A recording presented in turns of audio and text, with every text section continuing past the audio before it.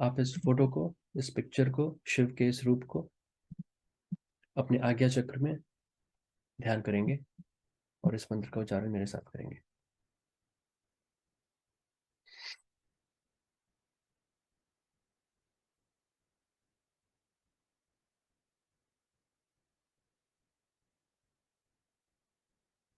ॐ त्र्यंबकं यजामहे सुगंधिं पुष्टिवर्धनम् उर्वारुकमिव बन्धनान् मृत्युर्मुक्षीयमामृतात्।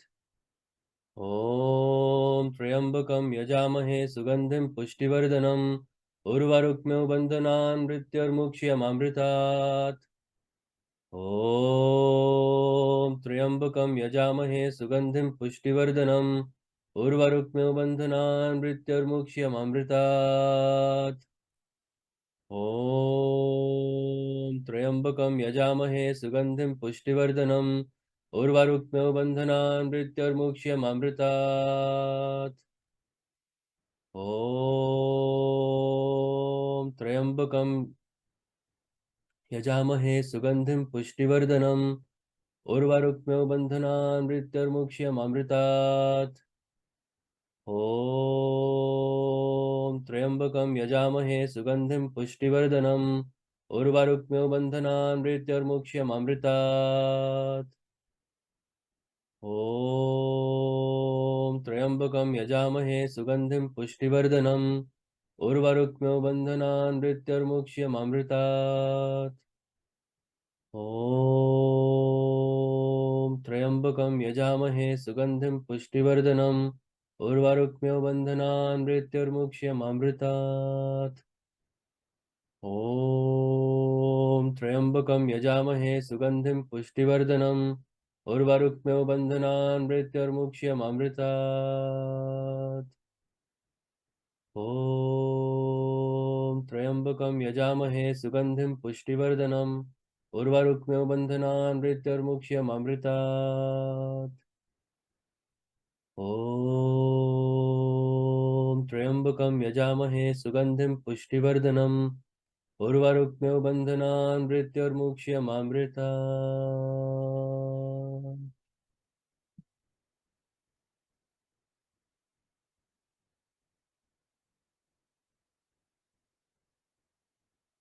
अब हम ब्रह्म स्तुति करेंगे। ब्रह्म स्तुति यानी कि गुरु स्तुति। जो लोग नए हैं, मैं हर बार बोलता हूँ, ब्रह्म स्तुति और गुरु स्तुति में एक साथ इसलिए बोलता हूँ क्योंकि इसको ब्रह्म स्तुति और गुरु स्तुति ही बोलते हैं। क्योंकि गुरु, जब तक आपको पर ब्रह्म, जब तक आपको ब्रह्म का साक्षात्कार नहीं हो जाता, तब तक गुरु ही आपके लिए आपका परम ब्रह्म, आपका परमेश्वर है, आपका भगवान है, आपकी ईश्वर है। गुरु ही वो कड़ी है जो आपको वहां तक लेके जाएगा। सो गुरु, your teacher, your master, self realized master, and param brahm, the absolute source where you have to go and merge back again. Both of these terms, both of these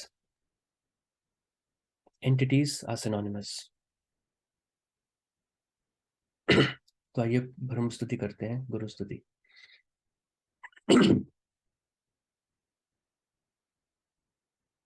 ब्रह्मानन्दं परमसुखदं केवलं ज्ञानमूर्तिं द्वन्द्वातीतं गगनसदृश्यं तत्त्वमस्यादिलक्ष्यम् एकं नित्यं विमलं अचलं सार्वधी साक्षीभूतं भावातीतं त्रिगुणरहितं सद्गुरुं तं नमामि। सद्गुरु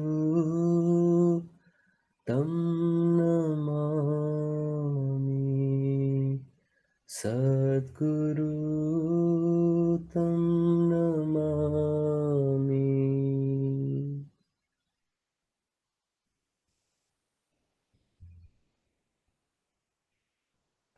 हम चैंट यानी कि भजन गाएंगे।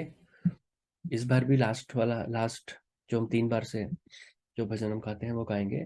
Who is in my temple, कौन है मेरे मंदिर में। और जब आप भजन गाएंगे, जब आप गाते हैं, अभी अगर आपको नहीं आता, मुझे केवल सुन सकते हैं। जब आप गाएंगे तो आप केवल उसमें रम जाएं, उस भजन में अपने आप को भूल जाएं। उसके बाद जब आप ध्यान में जाएंगे तो आप इतने गहराई में जाएंगे ध्यान के कि आपको अंदाजा नहीं है। तो चैंट और भजन का, जैसे मैं हमेशा कहता हूँ, अपना ही महत्व है, इसको कभी इग्नोर मत करें। इससे आपके सबकॉन्शियस लेवल पे आपको एक सिग्नल मिलता है कि अब अंतर्मुखी होने का टाइम है। आपकी इंद्रियां वगैरह सब अंतर्मुखी होती हैं।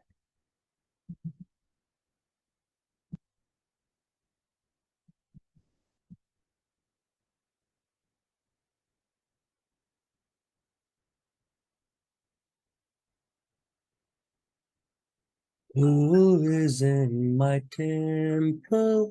All the doors do open themselves, all the lights do light themselves, all the doors do open themselves, all the lights do light themselves. Darkness like a dark bird flies away, oh flies away. Darkness like a dark bird flies away, oh flies away. Who is in my temple? Who is in my temple? All the doors do open themselves, all the lights do light themselves, all the doors do open themselves, all the lights do light themselves. Darkness like a dark bird flies away, oh flies away. Darkness like a dark bird flies away, oh flies away. कौन है मेरे मंदिर में, कौन है मेरे मंदिर में। द्वार खुले सब अपने आप, दीप जले सब अपने आप। द्वार खुले सब अपने आप, दीप जले सब अपने आप। अंधेरा काले पंछी समान दूर उड़े, ओ दूर उड़े। अंधेरा काले पंछी समान दूर उड़े, ओ दूर उड़े। कौन है मेरे मंदिर में, कौन है मेरे मंदिर में, कौन है मेरे मंदिर में। आज मैं एक और, अभी मैंने मॉर्निंग में आपको टेलीग्राम ग्रुप पे एक चैंट दिया है छोटा सा। आज हम वो भी गाएंगे, उसके बाद हम ध्यान में जाएंगे।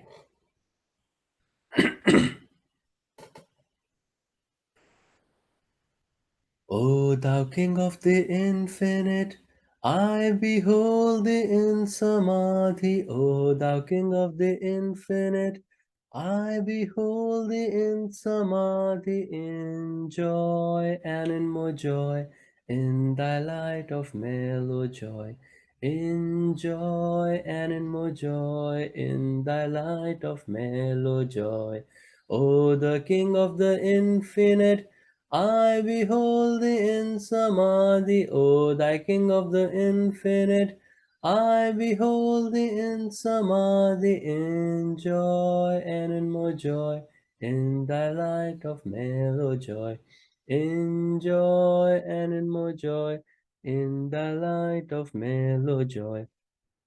सुनो हे स्वामी अनंत के, देख रहा तुझे समाधि में। सुनो हे स्वामी अनंत के, देख रहा तुझे समाधि में। आनंद में परमानंद में, तेरी ज्योति के मृदु आनंद में। आनंद में परमानंद में, तेरी ज्योति के मृदु आनंद में। सुनो हे स्वामी अनंत के, देख रहा तुझे समाधि में। सुनो हे स्वामी अनंत के, देख रहा तुझे समाधि में। आनंद में परमानंद में, तेरी ज्योति के मृदु आनंद में। आनंद में परमानंद में, तेरी ज्योति के मृदु आनंद में। आनंद में परमानंद में तेरी ज्योति के मृदु आनंद में, आनंद में परमानंद में तेरी ज्योति के मृदु आनंद में। अब हम 1 घंटा यानी कि 60 मिनट हम ध्यान में जाएंगे, हमेशा की तरह। जब तक मैं नमस्तुति नहीं करता, आपके कानों में नमस्तुति की आवाज नहीं आती, तब तक आप अपनी आंखें नहीं खोलेंगे, तब तक आप ध्यान में बैठे रहेंगे। जब तक मेरी आवाज नहीं आती, इसका मतलब अभी 60 मिनट कंप्लीट नहीं हुए हैं। कुछ लोगों की बॉडीज अभी यूज टू नहीं होंगी। आप अपना पॉस्चर, अगर थोड़ा सा आपका आसन सिद्ध नहीं है 1 घंटे तक, आप थोड़ा सा चेंज कर सकते हैं, हल्का फुल्का।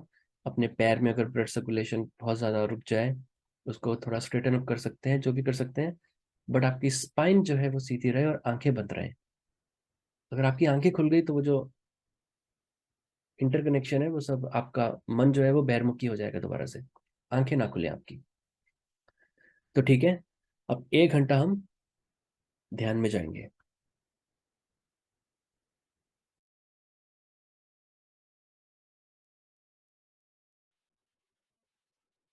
नमो नमस्तेस्तु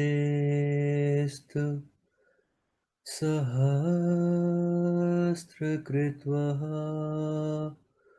पुनश्च भूयोऽपि नमो नमस्ते।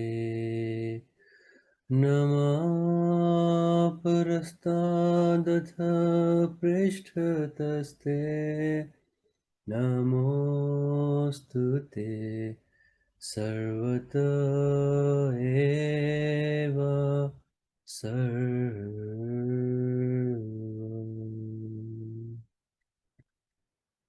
कोई हिलेगा नहीं। जो भी योग बल, कॉस्मिक एनर्जी, दिव्य ऊर्जा आपने इकट्ठी करी है ध्यान से, आंखें बंद करते हुए उसको नीले प्रकाश की तरह, ब्लू लाइट की तरह अपने चारों तरफ उसको ऑरा के रूप में सोचिए। और उस परम शांति, परम आनंद, एटर्नल ब्लिस, एटर्नल पीस का अनुभव करिए।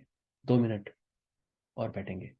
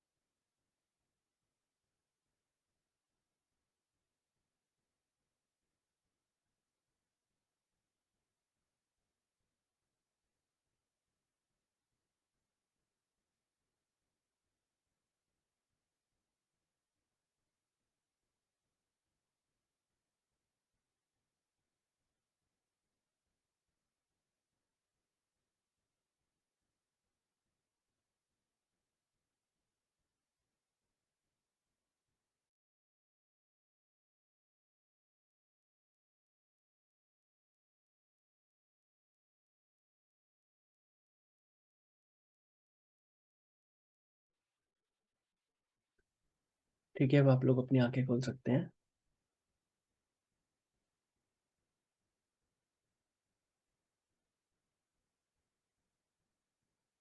ये देखो, ये मेरा मेल कैट है।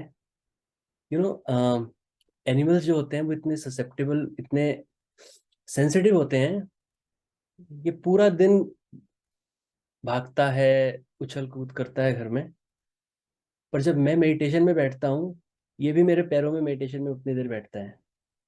1 घंटा बैठता हूँ तो 1 घंटा, 2 घंटे तो 2 घंटे, आधा घंटा तो आधा घंटा।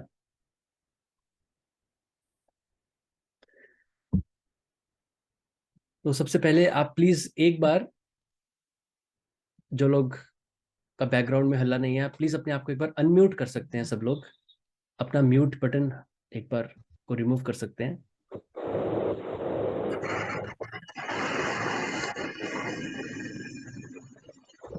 ठीक है, और एक बार क्लैप करिए अपने लिए, लिटरली एक बार क्लैप करिए अपने लिए।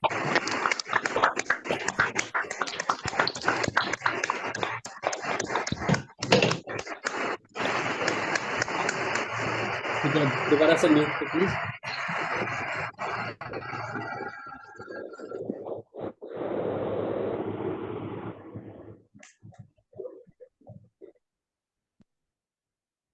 ये इसलिए क्योंकि जो यूज टू नहीं होता, 1 घंटा इज द फर्स्ट माइलस्टोन, और 1 घंटा करना कोई आसान बात नहीं होती स्टार्टिंग में। 1 घंटा इसलिए फर्स्ट माइलस्टोन है क्योंकि जब 1 घंटा आप आसन में, कोई भी आसन हो, सहज आसन हो, सुखासन हो, पद्मासन हो, या चेयर पे, 1 घंटा जब आप लोग बिना अपनी बॉडी को हिलाए, विदाउट एनी मूवमेंट, अपनी स्पाइन को सीधा रख के जब आप बैठ सकते हैं, तब आप बोल सकते हैं हाँ मेरा ये वाला आसन सिद्ध हो गया है। उस 1 घंटे के बाद आपका मन वास्तव में अंतर्मुखी होना शुरू होता है, इंटरनलाइज होना शुरू होता है, बाहर की एक्सटर्नल वर्ड से उसका कनेक्शन कटना शुरू होता है। 1 घंटे के बाद के ध्यान के में जब परिपक्वता आपकी होगी, उसके बाद जब आप अपनी आंखें कभी कभी खोलेंगे ध्यान के बाद, वो आप इतने पीस में बैठे होंगे, आप अपनी आंखें खोलेंगे और वो खुलेंगी नहीं, जैसे मैग्नेट से ऊपर कुछ कोई खींच रहा हो आपकी आंखें, वो खुलेंगी नहीं। आप खोल रहे हो, आपको ऐसे करके खोलनी पड़ेंगी, फिर खुलेंगी। तो जब ऐसा होने लगे, तब सोच लीजिएगा कि हाँ, नाउ अब प्रोग्रेस वास्तव में अब होनी स्टार्ट हुई है। उससे पहले जो है, उससे पहले एवरीथिंग जो भी है, उससे पहले वो सब ट्यूनिंग है, गिटार की ट्यूनिंग है, सब रिहर्सल है उससे पहले। और कुछ लोगों ने मुझे ये भी बोला कि सर, मुझे बहुत अच्छी अच्छी मतलब इंटरेस्टिंग टेलीग्राम पे मैसेजेस आते हैं। कोई कहता है कि सर आप हमें तो बिठाते हैं जमीन पे और आप खुद चेयर पे बैठते हैं आराम से, तो हम भी क्या चेयर पे बैठ के कर सकते हैं? आप भी कर सकते हो चेयर पे बैठ के। पर मैं आपको ये बता दूं, मैं यहाँ आपको समझाने के लिए आपके साथ मेडिटेशन करता हूँ। मैं अपना मेडिटेशन पहले से करके आप लोगों के साथ बैठता हूँ, क्योंकि जो टाइम जोन का थोड़ा डिफरेंस है इंडिया में और जहाँ मैं हूँ, तो मैं पहले से करता हूँ अपनी 3 घंटे जो भी, उसके बाद फिर मैं आप लोगों के साथ एडिशनल बैठता हूँ। ठीक है, और जैसे मैंने पहले भी बताया था कि जैसे मेरी मेडिटेशन सीरीज है, मेरी कर्मा की जो 3 पार्ट का वीडियो है, उनको ध्यान से देखिए, क्योंकि जैसे एक ही बुक होती है, उससे एक टॉपर भी पढ़ता है स्कूल का, और जो फेल होता है वही पढ़ता है, और जो मीडियोकर स्टूडेंट्स होते हैं वही पढ़ते हैं। बुक एक ही है, कौन उसमें से कितना ज्यादा ज्ञान अर्जित करता है, वो इंडिविजुअल टू इंडिविजुअल डिपेंड करता है। अब आप उसको ऐसा ना देखें कि हाँ चलो, जैसे नेटफ्लिक्स की वेब सीरीज होती है, कोई अमेजोन की वेब सीरीज होती है, चलो आज वो नहीं देखते, आज रजत जी की 12 पार्ट की मेडिटेशन सीरीज देखते हैं, just like a web series, popcorn खाते हुए। तो वो नहीं, ध्यान से उसको, जो उसका पर्पस है, उस इंटेंशन से उसको देखिए। ठीक है, अब फाइनल, मैंने आपका टाइम ज़्यादा ले लिया। अगर किसी का कोई क्वेश्चन है, कोई फीडबैक है, कुछ भी, आप प्लीज़ मुझसे अपना हैंड रेस करके, टीम्स में नीचे जो रिएक्शन बटन है वहां से अपना हैंड रेस करके आप मुझसे प्लीज़ पूछ सकते हैं, कुछ भी अगर कुछ पूछना हो। अगर नहीं पूछना है तो we can wrap it up.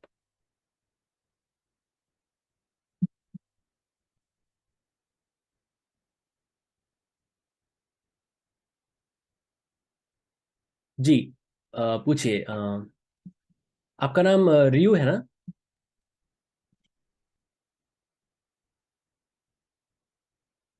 कल्पना है सर। हाँ जी, आवाज पूछिए, आ- आवाज़ आ रही है। सर मुझे सर पूछना था कि जैसे मैं दीक्षा ली हुई हूँ, मेरे गुरुदेव हैं, मगर मेरे थर्ड आई में मेरे गुरुदेव नहीं आते हैं, वो महावतार बाबा का ध्यान दाता है। मैं क्या करूँ? फिर से बताएंगे, आपके गुरुदेव हैं, आपने दीक्षा ले रखी हाँ, है? मैंने दीक्षा हाँ, ली हुई हूँ मैं। वो अपनी फिजिकल बॉडी 14 साल में है? हो गए मेरे। वो अपनी फिजिकल नहीं बॉडी है में है? सर, नहीं नहीं नहीं है सर। ठीक है। अच्छा, आप कह रही हो कि आप उनका दृश्य किसी वजह से नहीं बना पाती? नहीं बना पाती, मतलब कोशिश करती हूँ पर नहीं होता। मगर अभी कुछ दिनों से ऐसे हो रहा है कि महावतार बाबा जी का उनका चेहरा आ जा ठीक है, और आपके गुरुदेव कौन है? रहा है। ठाकुर अनुकूल चंद्र। ओके। क्रिया योग, क्रिया योग की दीक्षा ली है, क्या लिया है? नहीं है, नहीं क्रिया योग नहीं सर। ओके, तो ठीक है, देखिए, मुझे सर क्रिया योग मतलब करने का बहुत मन है। क्रिया योग। हाँ, उसका भी मैं कभी कभी आपको उसके बारे में बताऊंगा, ठीक है। तो अच्छा। महावतार बाबा जी आते हैं तो बहुत अच्छी बात है, मतलब कोई भी दिव्य पुरुष आए, कोई भी, मतलब कभी कभी होता है, मैं आपकी बात समझ रहा हूँ कि कभी कभी कुछ कारणवश कुछ भी आप कर लें, आपके गुरु का ध्यान नहीं आ पाता वहां पे, किसी और हम्म, दिव्य पुरुष का ध्यान होता है, कि आकृति बनती है वहां पे। हम्म, तो उसमें कुछ ऐसी प्रॉब्लम नहीं है, बल्कि अगर कोई आकृति नहीं भी बनती, आप ओम का या बिंदु का कुछ भी आप कर सकते हैं। बस ये कोशिश रखिए जो भी आकृति बनती है वो एक ही रखिए, उसका दृश्य एक ही होना चाहिए। और महाअवतार बाबा जी तो अवतारों के अवतार हैं, इज एन इमॉर्टल योगी। तो रानीखेत की माउंटेन्स में अभी भी जो कोई प्योर है वो उसको फिजिकल फॉर्म में आके मिलते हैं, जैसे लाहरी महाशय को मिले थे, परमहंस योगानंदा के गुरु को, फिर परमहंस योगानंदा को भी मिले, अ, युक्तेश्वर गिरी को भी मिले। तो वो महाअवतार बाबा जी तो he is the biggest yogi of this age. तो कोई प्रॉब्लम नहीं है उसमें, बल्कि तो खुश मैं रहो। उनका ध्यान कर सकती हूँ ना सर? बिल्कुल बिल्कुल।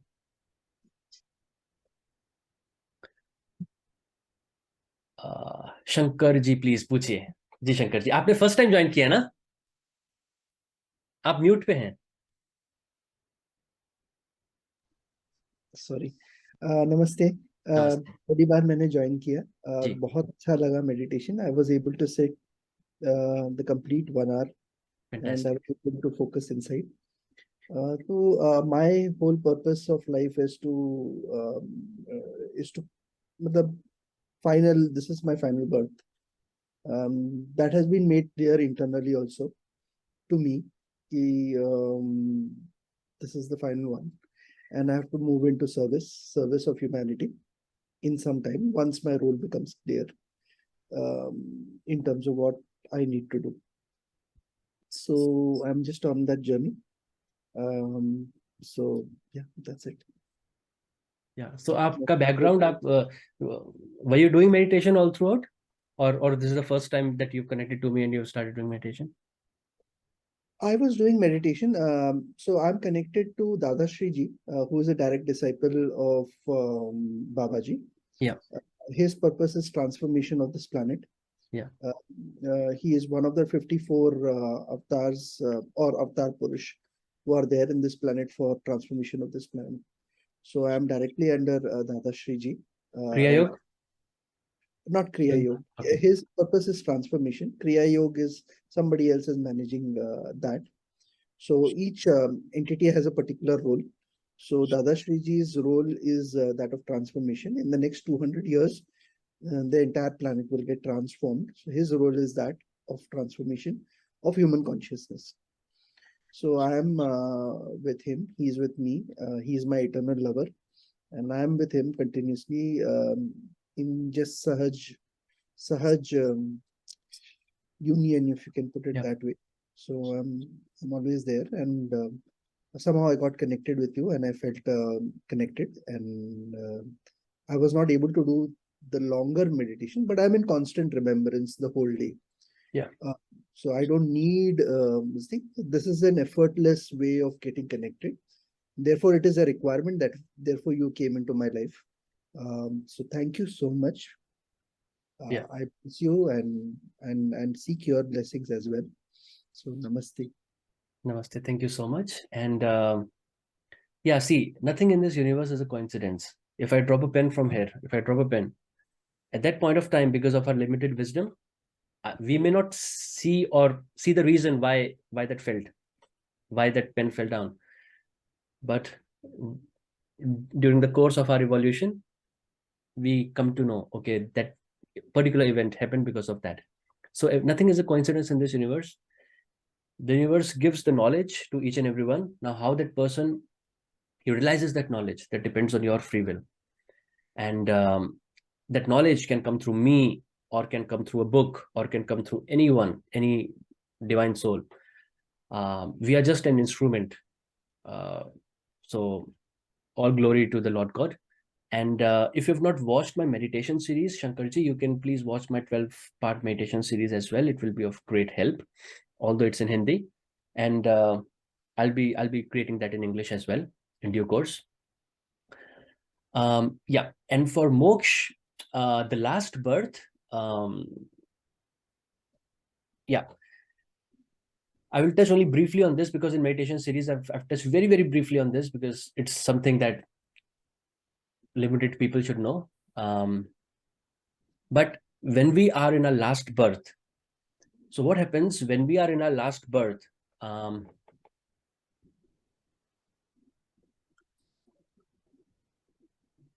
Our birth in our last life, last incarnation happens in a special way. The universe creates prepares everything. It arranges everything for you to be born in a particular family.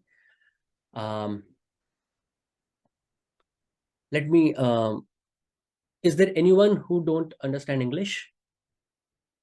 कोई है जो यहाँ पे English नहीं जानता, हिंदी में मुझे सुनना चाहता है?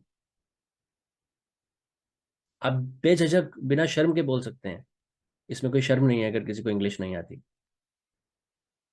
कोई है या सबको समझ आ रहा है? हिंदी में बोलिए सर, ज्यादा अच्छा से ठीक समझ है, जाएगा।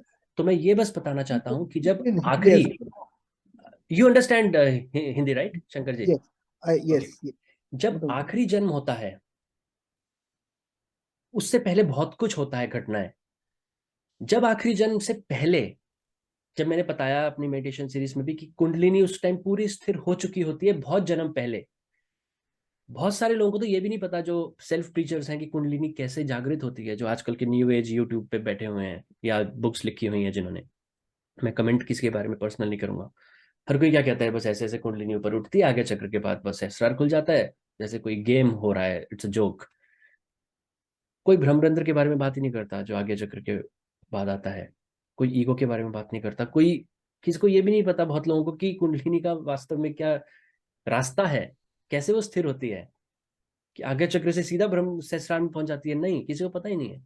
तो जब कुंडलिनी स्थिर होती है अपना पूरा सफर तय करने के बाद अपनी बॉडी में, उसके बाद वास्तव में उसके बाद कर्म जलने शुरू होते हैं। जो हम कहते हैं कि संचित कर्म हमें जलाने हैं, वो उसके बाद होता है वास्तव में, उससे पहले कुछ नहीं होता। उससे पहले बहुत थोड़े बहुत आपके जो ऊपर ऊपर के सुपरफिशियल जो कर्म है हल्के फुल्के, बस वो जलते हैं, वो खत्म होते हैं। उसके बाद वो जब स्थिर हो जाती है, उसके बाद आपको कुंडलिनी जागृत, कुंडलिनी चढ़ने की, आप ध्यान में बैठेंगे कुंडलिनी चढ़ रही है, वो आपको एक्सपीरियंस भी नहीं होगा। क्योंकि जब वो पूरी स्थिर हो जाती है आपके शरीर में, तब वो अग्नि तत्व से वायु तत्व में बदल जाती है, फायर एलिमेंट से एयर एलिमेंट वायु तत्व में बदल जाती है। फिर वो आपके रोम रोम में कुंडलिनी बस जाती है डिसॉल्व होके, बस जाती है डिसॉल्व होके। तब आपको उसकी अनुभूति नहीं होती, क्योंकि जो फायर एलिमेंट है वो वायु से बना है, वायु आकाश तत्व से बना है, आकाश तत्व से वायु, वायु से अग्नि, अग्नि से जल, जल से पृथ्वी। तो जब आप ऊपर की तरफ जाते हैं आकाश की तरफ, तो ये एलिमेंट डिसॉल्व होता चला जाता है पंचभूत एक का एक में। तो अग्नि वायु से आई है तो अग्नि वायु में लीन हो जाती है, जब आपकी पूरी कुंडलिनी स्थिर हो जाती है, तब कर्म जलते हैं। और वो कर्म भी एक नहीं, ये नहीं है कि अब आपकी स्थिर हो गई तो बस एकदम कर्म जल गए, नहीं। वो भी बहुत जन्म में जलते हैं, जितना कूड़ा आपने इकट्ठा किया हुआ है पुराने जन्मों जन्मांतर से। कुछ आप में से आत्माएं ऐसी हैं जो केवल इस युग में नहीं, यही में ही नहीं, पूरी साइकिल में ही नहीं, पिछले कल्प की आत्माएं हैं वो इस साइकिल में लगी हुई है, लगी हुई है, लगी हुई है। तो कर्म इतने इकट्ठे हो रखे हैं, वो जैसे भूसा की जलाते हैं, जितना भूसा ज्यादा होगा उतनी आग जलाने में टाइम लगेगा। तो वो जन्मों जन्म वो ही उसके बाद क्रिया चलती है कि आप पैदा होगे, साधना, क्योंकि इतनी ऊपर तक आप पहुंच गए तो वहां तक का सफर तो आपका 0 से 1 मिनट में तय हो जाएगा, जो आप पुराने लाइफ में इवॉल्व हो चुके हैं जहां तक।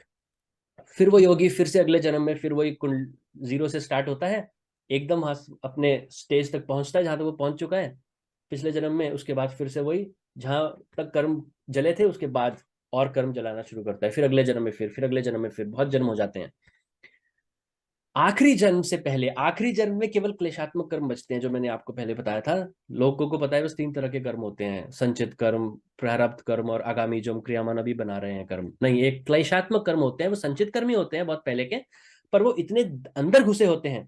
जैसे चित्त मैंने बताया था, एक दूसरा वीडियो हो जाएगा जो आप ये चित्त जो मैंने बताया था, ये चित्त की भूमि, जैसे ये प्रारब्ध कर्म है ऊपर, उसके नीचे ये संचित कर्म है जो इस जन्म में नहीं भुगतने आपको। ऊपर का लाइट ग्रीन है प्रारब्ध कर्म जो इस जन्म में भुगतने हैं।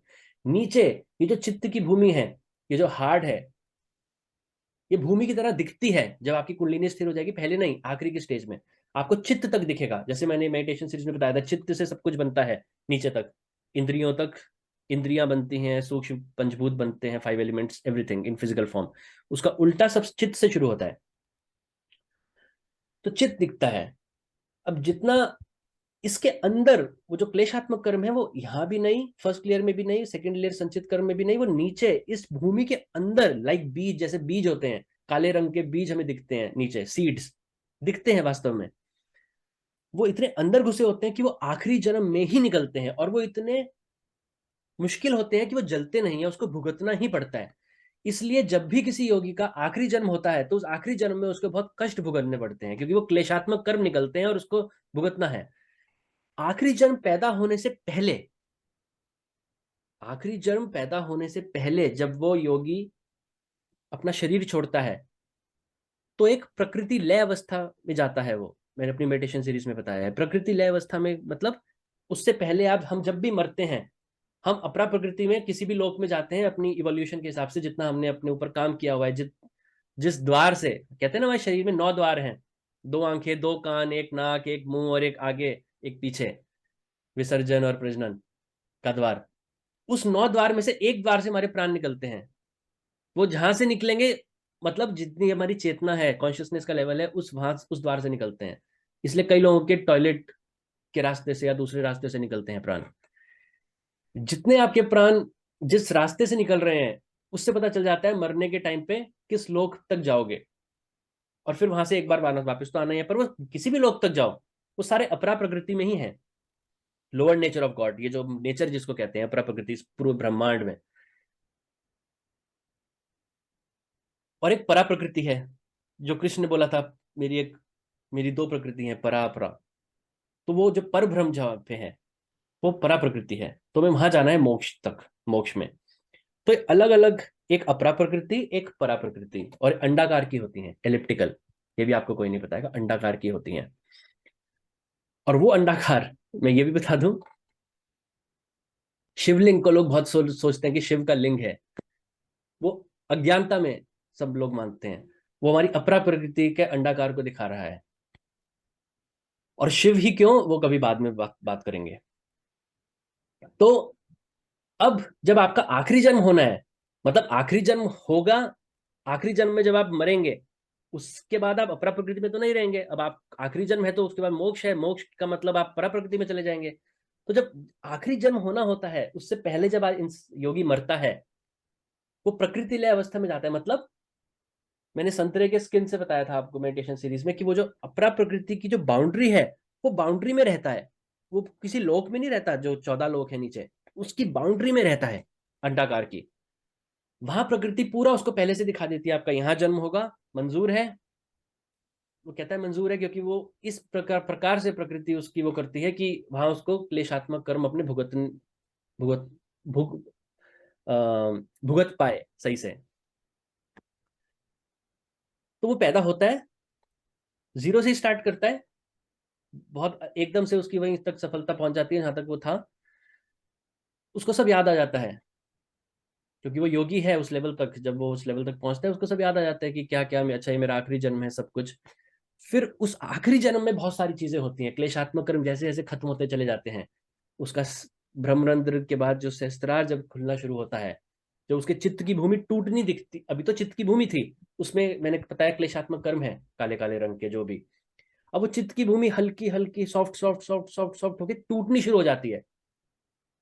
जैसे फावड़े से आप खेत को जोतते हैं, वो टूट के गायब होनी स्टार्ट हो जाती है, क्योंकि अब क्लेशात्मक कर्म ही नहीं है। क्लेशात्मक कर्म धीरे धीरे धीरे धीरे खत्म हो रही है, तो भूमि खत्म हो जाएगी, क्योंकि फिर आपको पैदा नहीं होना। चित्त जब तक रहेगा आपको पैदा होना पड़ेगा। तो जब चित्त, अब अगले जन्म में तो आपको पैदा होने नहीं है, क्योंकि आपका आखिरी जन्म है, तो चित्त धीरे धीरे धीरे खत्म होना स्टार्ट हो जाता है। फिर अवस्थाएं आती हैं, विवेक, विवेक ख्याति, धर्म में एक समाधि, बिजलियों की गर्जन, आपको बहुत सारी चीजें दिखती हैं, धूप में आपको बारिश दिखेगी, और बहुत सारी चीजें दिखती हैं। उसके बाद ऋतंभरा प्रज्ञा नाम की एक चीज है, वो होती है। उसके बाद तत्व ज्ञान होता है। तब तक आखिरी जन्म तक, ये कहते हैं ना मदर नेचर, अपरा प्रकृति हमारी मदर नेचर है, मदर नेचर नहीं है, छल है, माया है। आखिरी जन्म तक वो आपसे अपना रियल फॉर्म, अपना भेद नहीं खोलती, पर आखिरी जन्म, क्योंकि अब आप योगी हैं, अब अपरा प्रकृति आपके नीचे गुलाम है आपकी, all the natures laws of nature अब आपके नीचे हैं, आप उसको तोड़ मरोड़ सकते हैं अपने हिसाब से। तब ये प्रकृति का विधान है। अब उस योगी को अब अपरा प्रकृति से निकलना है। अब लास्ट में मजबूरन अपरा प्रकृति अपने भेद खोलती है उसके सामने। फिर उस भेद खोलने के टाइम को कहते हैं ऋतंभरा प्रज्ञान। उस टाइम उस योगी को तत्व ज्ञान होता है, मतलब उसको जो वास्तव में जिससे अपरा प्रकृति बनी है, 5 एलिमेंट्स ऑफ नेचर, आकाश, वायु, अग्नि, जल, पृथ्वी, वो वास्तव में बताती है ये क्या है, अपना असली रूप दिखाती है। और तब पता चलता है ये कुछ भी नहीं है, it's all an illusion, all a dream, ये क्या था, कुछ भी नहीं है। तब योगी को पता चलता है। तब उसको कहते हैं now you are fully self realised, liberated, जीवन मुक्त, आत्मज्ञान। फिर उसको वापस नहीं आना, क्योंकि सब उसको पता चल गया। उससे पहले, आखिरी जन्म में ऋतंभरा प्रज्ञा से पहले, कोई कितना भी इंटेलेक्चुअल हो, किसी की कुंडलिनी जागृत हो गई हो, कोई यूट्यूब पे कुछ भी बोलता रहे आपको कि मैं ये हूं, मैं वो हूं, मैं वो हूं, कुछ नहीं है।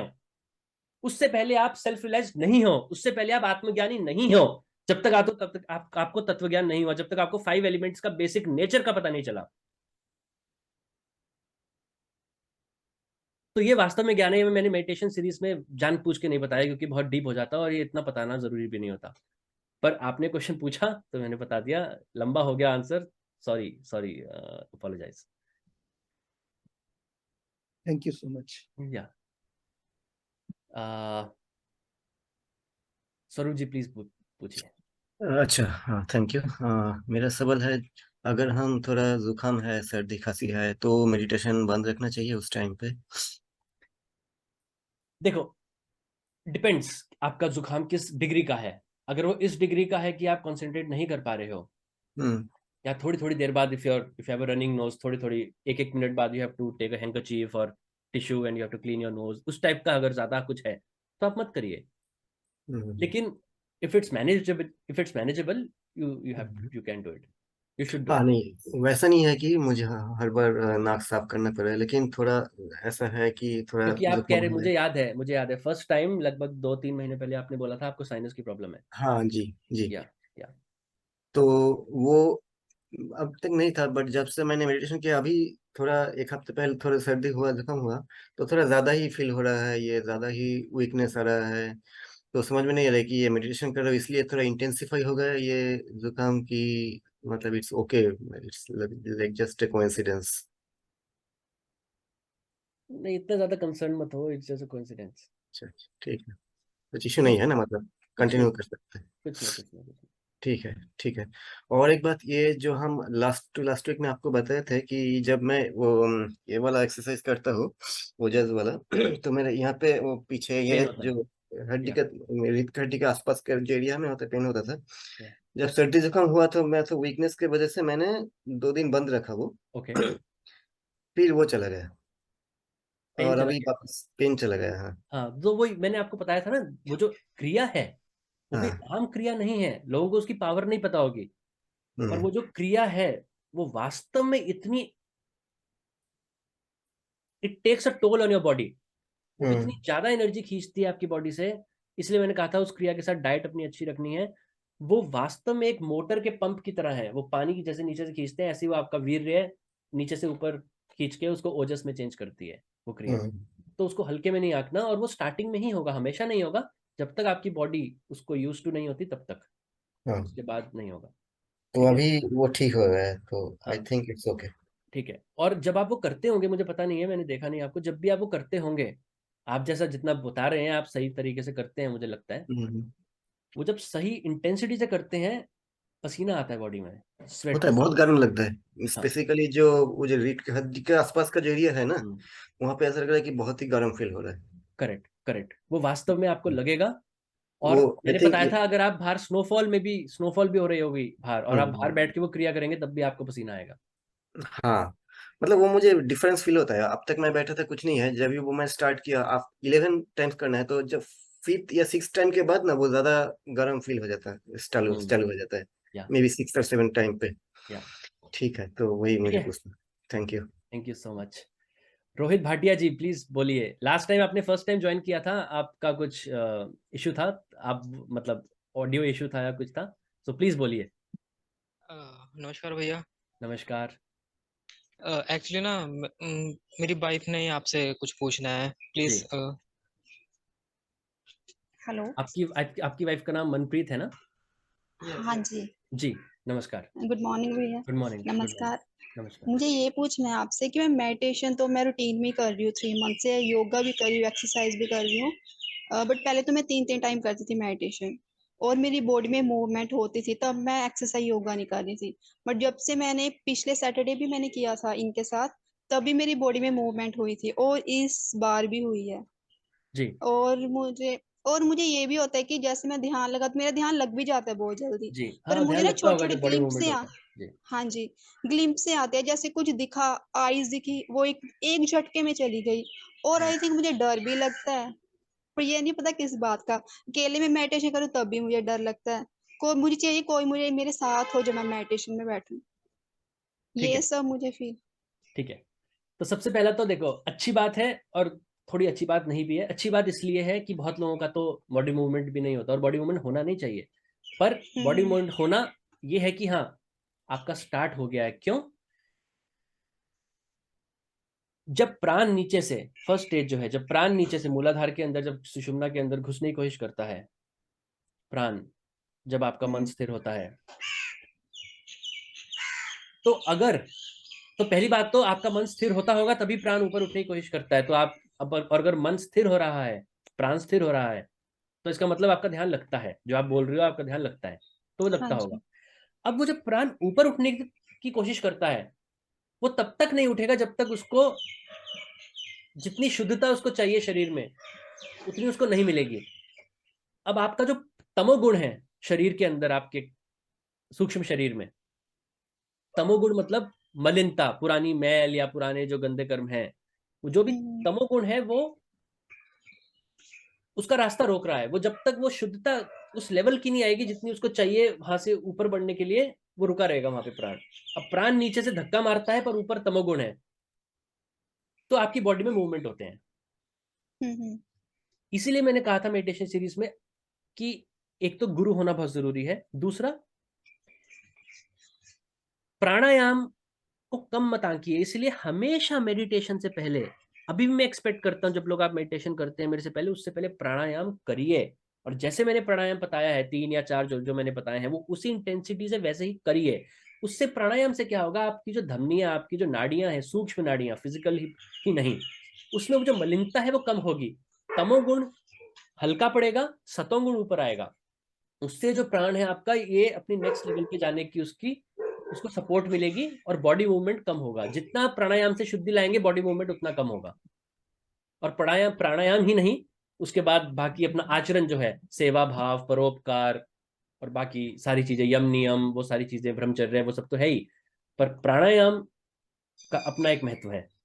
केवल अगर आप ध्यान करेंगी तो उससे मन तो स्थिर होगा, लेकिन वो शुद्धता आपको दूसरी मीन्स से ही लानी है अपने शरीर में। तो आप प्राणायाम पे ध्यान दीजिए प्लीज। जितना आप प्राणायाम ज्यादा करेंगे अपना, उतनी आपकी बॉडी मूवमेंट कम होती चली जाएगी। कोई डरने की बात नहीं है, बल्कि एक अच्छी बात है कि नहीं, आपका बट जो प्राण मुझे ऊपर की तरफ डर जा रहा है। लगता है, मुझे उस बात का नहीं पता वो क्यों है। मुझे ऐसा लगता है, मैं ध्यान करती हूँ कि कुछ चीज आई, मुझे एक समझे डर लगता है कि मैं, फिर मेरा ध्यान नहीं लगता उसमें। मुझे ये है कि डर लग रहा है मुझे, तो मैं क्या करूँ। ठीक है। हाँ। और आप ध्यान किस टाइम करती हैं आप ध्यान? मैं मॉर्निंग में ही करती हूँ। पहले मैं एक्सरसाइज करती हूँ, फिर योगा, एंड में मेडिटेशन करती हूँ। ठीक है। तो देखिए, एक तो ये मुझे समझ आ रहा है, मन का वहम है, मतलब कोई डरने की कोई जरूरत नहीं है। तामसिक शक्तियां कुछ होती हैं इधर उधर, पर वो आपको फिजिकली कुछ नहीं कर सकती, मतलब कुछ कर ही नहीं सकती, क्योंकि वो दूसरे रियाल्म की है, वो दूसरे डिमेंशंस की है, वो आपको फिजिकली कुछ नहीं कर सकती। आप 11 बार, जैसे मैं मृत्युंजय मंत्र का जाप करवाता हूँ, वो 11 बार आप बिल्कुल सच्चे मन से, इंटेंसिटी से उसमें अंदर रम के आप मृत्युंजय मंत्र का अगर आप 11 बार जाप करेंगी, तो ये डर भी जो है आपका ये खत्म हो जाएगा। क्योंकि मृत्युंजय मंत्र आप हमें फिजिकल बॉडी में फील नहीं होता, पर हमारे सूक्ष्म शरीर के चारों तरफ उसका एक कवच बनता है, उससे डर भी कम होता है। ओके। ठीक है, तो आप हाँ जी। मृत्युंजय मंत्र और ये सब करिएगा। उसके बाद आप मुझे 1 महीना बाद बताइएगा कि कुछ इंप्रूवमेंट हुआ या नहीं हुआ। ओके। और अगर मैं मेडिटेशन नहीं भी करूँ, अगर मैं वैसे बैठी हूँ चेयर पे, अगर मेरा ध्यान कहीं लग जाए बैठे बैठे, तब भी मेरी बॉडी में मूवमेंट स्टार्ट हो जाती है और मेरा ध्यान एकदम से लग जाता है। और जी, मुझे इमोशनल भी, मैं आई थिंक वीक हूँ, मुझे नहीं पता, छोटी छोटी चीजों को देख के, बर्ड्स को देख के, एनिमल्स को देख के, प्लांट्स को देख के मुझे रोना बहुत जल्दी आ जाता है, क्योंकि हमारे बहुत अच्छी पास बात है, पेट्स हैं ऑलरेडी। बहुत अच्छी बात है। जितना रोना आता है रोइए। उससे क्या है, उससे ये दिखता है कि आपका जो चित्त है वो निर्मल है, वो सॉफ्ट हो रहा है, वो सॉफ्ट है। मतलब आप कितना दूसरे के साथ एज वन कॉन्शियसनेस आप कितना रिलेट कर सकते हैं। वो जितना आप अंतर्मुखी होते चले जाएंगे उतना आप इमोशनल होते चले जाते हैं। वो कभी तो सेटिस्फेक्शन दैट इज भी ओके। लगता है कि ये नहीं बोला कि करने क्या आए हैं, हमें करना क्या है, हम जॉब करने आए हैं, कुछ और करने आए हैं, कि कहीं मन भी नहीं लगता। लाइक मन ऐसा रहता है कि हाँ, सेटिस्फेक्शन लेवल कहाँ पे है, समझ ही नहीं आता कुछ भी। जी, वो आप जितना आप अंतर्मुखी होते चले जाएंगी, अपना तमोगुण कम करते चले जाएंगी, प्राण जितना ऊपर की तरफ बढ़ता चला जाएगा, आप उतना आप सेटिस्फाइड होती चली जाएंगी, उतना आप ब्लिस से भरती चली जाएंगी। कोई उसमें फिर आपके अंदर कंटेंट रहेगा हमेशा।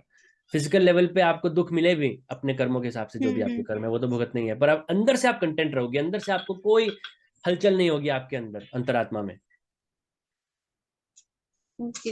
मतलब कुछ भी हो बाहर, फिजिकल कुछ भी हो रहा हो, आपके सर्कमस्टेंसेज, आपकी फैमिली, आपके उसमें, पर अंदर से आप खुश रहोगी, आपको पता नहीं होगा क्यों। तो वो मेडिटेशन की ब्यूटी है। हाँ जी, वो तो मुझे फील होता है कि मुझे कई बार जी, खुशी फील होती है, मुझे ये लगता है कि मुझे सारा कुछ मिल गया, ये नहीं पता किस रीजन का, ये नहीं जी, पता लगता। जी, जी। ठीक है, तो आप मुझे 1 महीने बाद बताइएगा प्लीज। हाँ जी, ठीक है। धन्यवाद। और भैया मैंने ये कहना था आपको कि लास्ट लास्ट टाइम तो मेरा ध्यान अच्छे से लग गया था। तो मेरे को फर्स्ट टाइम ऐसा हुआ कि मेरा ध्यान लगा हो। मैं भी मेडिटेशन 3 महीने से कर रहा हूँ, बट फर्स्ट टाइम मेरा लास्ट सैटरडे को ध्यान लगा था। जी, और ध्यान लगते ही एक तो क्या हुआ कि मनप्रीत की बॉडी हिलने लग गई। तो जी, मेरे को उसी समय मेरा ध्यान टूट गया। मेरे को लगा हम अब पता नहीं क्या होने लगा। आज इस बार भी ऐसा ही हुआ कि जैसे ध्यान लगाया और उसी तरह इसकी बॉडी हिलने लग गई। तो हमें ध्यान वहीं पे काटना पड़ता है। जी। तो लास्ट टाइम मेरे बस यही है कि फोरहेड पे काफी ज्यादा वाइब्रेशन हुई। और मैंने फर्स्ट टाइम फील करा है कि ये सेंसेशन सी कुछ अजीब सी सेंसेशन। और उस दिन पूरा दिन मेरा नशे में बीता है। मेरे को नहीं पता कि किस चीज का नशा था, वो पूरा दिन मेरा ऐसा ही गया वो। ठीक है। आप कहाँ रहते हैं इंडिया में? चंडीगढ़ में। ओके, चंडीगढ़ में। ठीक है,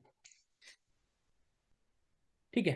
तो ठीक है, आप लगे रहिए जैसा आपका है, जैसा आपका है, मतलब इट्स गुड। और your wife comparison to you, मतलब उनका ध्यान ज़्यादा लगता है, आपका भी थोड़ा सा डिग्री में लगता है। अम, आप भी लगे रहिए।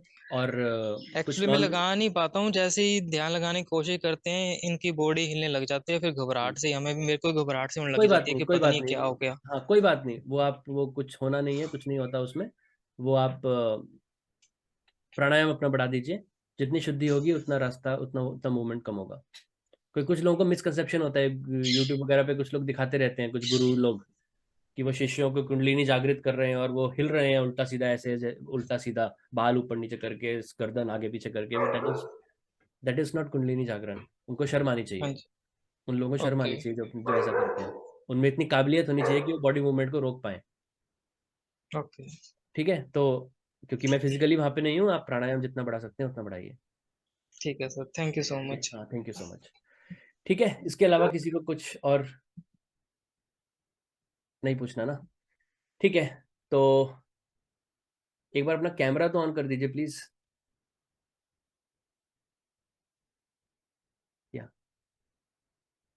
ओके। तो किसी और को कुछ नहीं पूछना, तो let's finish it, wrap it up for today.